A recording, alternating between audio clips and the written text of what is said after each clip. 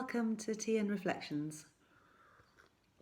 Some of you know that I'm flying to Nepal on Sunday, and I'm quite excited about it. It's suddenly rushed up on me, and I've got to the stage now where I'm laying out all my kit on the bed and trying to work out what I need to take and what I don't need to take.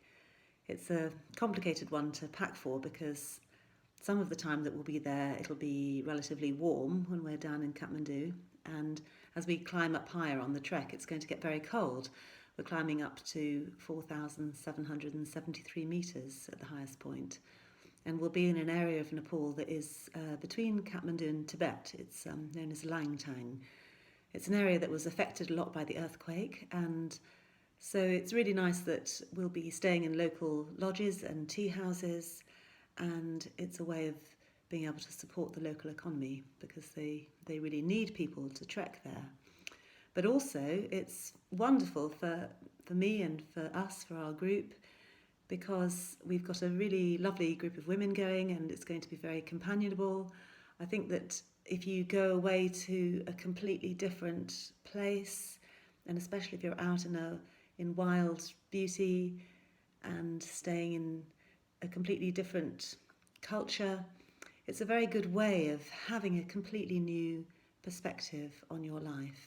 And we're hoping to do a lot of reflecting on our lives.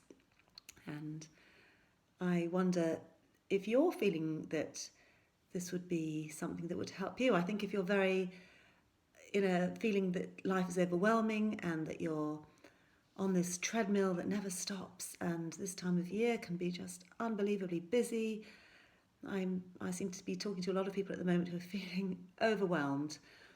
Then maybe it can be really helpful just to step out, to press the stop button in your life and find, you don't have to go all the way to Nepal, you might just find somewhere much nearer to home, but somewhere where you can quieten your mind and find a different landscape from which to look at your life. And I'll tell you something else that's quite interesting about this trip, and that is that we only really had the idea of it less than a year ago. It was a very embryonic idea that Lizzie and I discussed. I can't even remember, I think it might have been at the beginning of this year.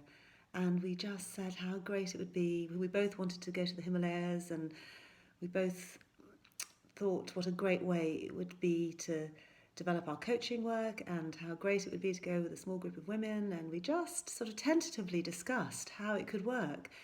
And now, gosh, maybe 10 months later, we're about to leave.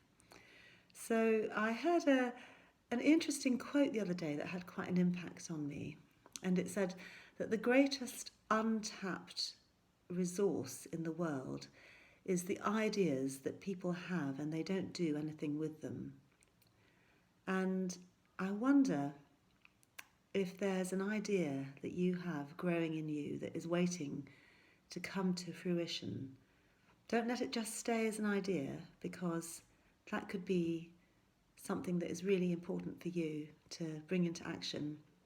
And I'm just amazed if I think about how quickly this whole idea, which was just originally just a conversation, and it's now developed into this trek. So I will tell you about how it goes, but there won't be any tea and reflections for a couple of weeks now because I'll be away. So I look forward to connecting with you again when I get back.